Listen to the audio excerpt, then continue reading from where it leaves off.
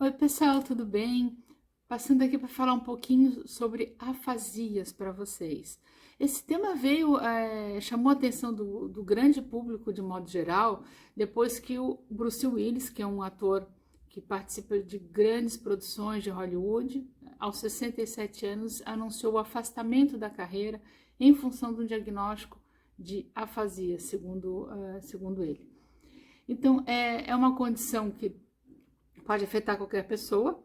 E o que acontece? É que todo ser humano, ele faz uso da linguagem, aliás, de diferentes tipos de linguagem. Então, isso inclui falar, a pronúncia correta das palavras, compreender, ler, fazer gestos de forma adequada com a linguagem. E isso é claro, quando o cérebro ele está em condições normais de desenvolvimento e com os estímulos ambientais adequados. Mas alguns pacientes, como resultado de lesões cerebrais, claro, por diferentes causas, eles podem sim ter alterações nas funções de linguagem, levando a distúrbios que chamamos de afasias. Então, a palavra afasia, ela deriva do grego, né? A de não, de ausência, e fazia de falar. Então, apesar do radical de ausência, as afasias são disfunções nos componentes da linguagem e nem sempre uma ausência total de linguagem. Então, essas afasias elas vão alterar justamente a nossa capacidade de comunicação e vai interferir sim na escrita, na fala, no caso da expressão verbal, na compreensão verbal, linguagem escrita, inclusive da compreensão da escrita e por aí vai. E quando que elas ocorrem?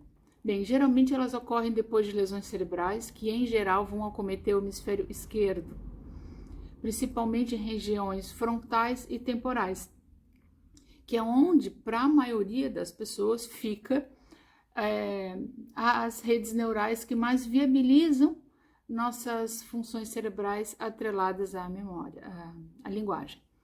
Então, são várias doenças neurológicas que podem sim levar à afasia, como, por exemplo, o caso do acidente vascular encefálico, né, o acidente vascular cerebral, que tem uma instalação súbita. Então, as afasias elas podem se instalar de forma gradual, como também de forma abrupta, né? Em termos de gradual, a gente pode citar exemplos de tumores cerebrais, doenças degenerativas, né, como a própria demência frontotemporal, doença de Alzheimer. E as outras causas de lesões que também podem levar às afasias, como abscessos cerebrais, traumatismo craniano, esclerose múltipla, enfim, por aí vai. É válido lembrar que assim, o tamanho da lesão interfere, né? É importante e ele pode determinar o grau de deficiência da linguagem. Bem, entre essas lesões, né, a mais comum, segundo inclusive dados do DataSUS, é o acidente vascular encefálico. Então, essa mesma fonte, ela indica que cerca de 170 mil casos de internações hospitalares ocorrem no Brasil em função do acidente vascular encefálico. Bem, até aí tá ok. Mas como é que se dá o diagnóstico das afasias? Bem, nesse caso, é realizado um exame neurológico, né, por um médico neurologista, que vai se associar aos testes neuropsicológicos, né, aqui realizado por neuropsicólogos, e que podem também fornecer indícios da causa e da localização da lesão cerebral das afasias. Claro, além de exames como tomografia computadorizada e ressonância magnética de crânio. Bem, a anamnese é super importante, né? Então, quando ela é feita de uma forma adequada, juntamente com a avaliação neuropsicológica, ela pode trazer dados muito... podem ajudar a elucidar o contexto desse paciente. Então, um dos testes que também com frequência nós usamos é o teste de afasias de Boston, né, que ajuda a entender diferentes tipos de disfunção das afasias. Bem, então são várias funções cognitivas que são investigadas numa avaliação neuropsicológica voltada para a investigação de afasias, como, por exemplo, memória, praxias, gnosias, abstração, fluência, compreensão do discurso, capacidade de nomeação, de repetição, leitura e escrita, por exemplo.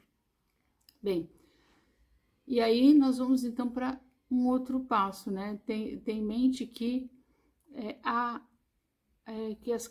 uma classificação das afasias. Tem vários tipos, né? E várias formas de ver. No entanto, aqui eu vou destacar 2 grandes grupos que são baseados na fluência do discurso, que é, no caso, de afasias fluentes e afasias não fluentes. Bem, as afasias não fluentes, elas são lesões que geralmente vão acometer áreas anteriores do cérebro, principalmente regiões frontais, que estão mais envolvidas com a fluência do discurso. Então, os pacientes com esse tipo de distúrbio, eles têm grande dificuldade em achar palavras. Eles falam frases muito curtas, omitem palavras.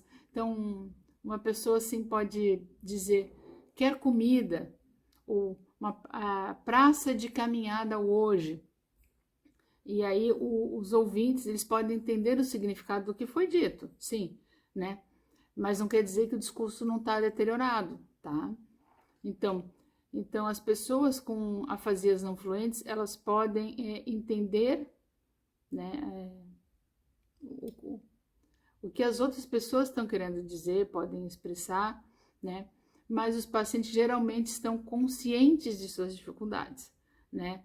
Eles têm dessa dificuldade em se comunicar, em poder ficar, e aí isso eles gera assim uma frustração e uma irritabilidade bem importante, tá? Então essas as afasias não fluentes, elas podem apresentar uma fraqueza ou uma paralisia do lado direito do corpo, dependendo do tipo da lesão, certo? Bem, aí nós vamos falar um pouquinho agora das afasias fluentes, né? Os pacientes, eles podem, nesse caso aqui, os pacientes eles podem falar com facilidade, falar com fluência, mas geralmente eles se expressam com frases longas e complexas, tá? E que muitas vezes não fazem sentido no contexto da conversa, ou às vezes incluem até palavras que são incompreensíveis, que são incorretas, que são desnecessárias. Então, são esses pacientes, né, que têm esse tipo de afasia, geralmente eles não entendem o que está sendo falado e muitas vezes eles não percebem que as outras pessoas não conseguem compreendê-los. Então, gente, além da fluência, nós podemos também dividir as afasias pelos diferentes tipos de alterações de componentes da linguagem,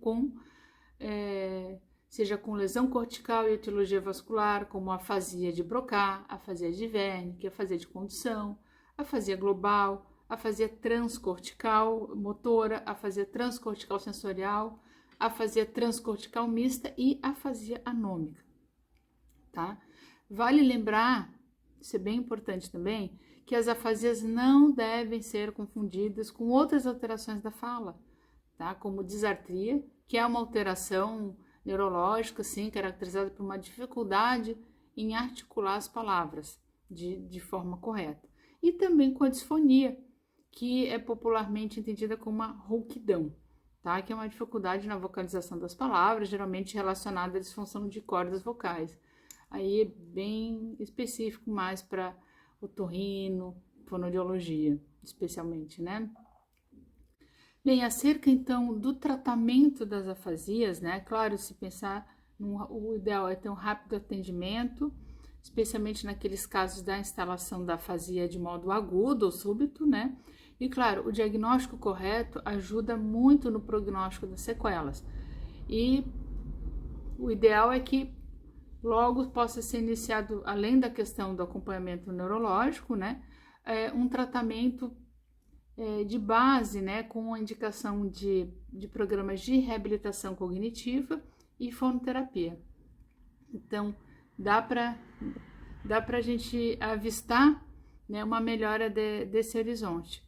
Mas para isso a gente precisa ter também um programa de reabilitação adequado para esse paciente. Tá certo? Até a próxima.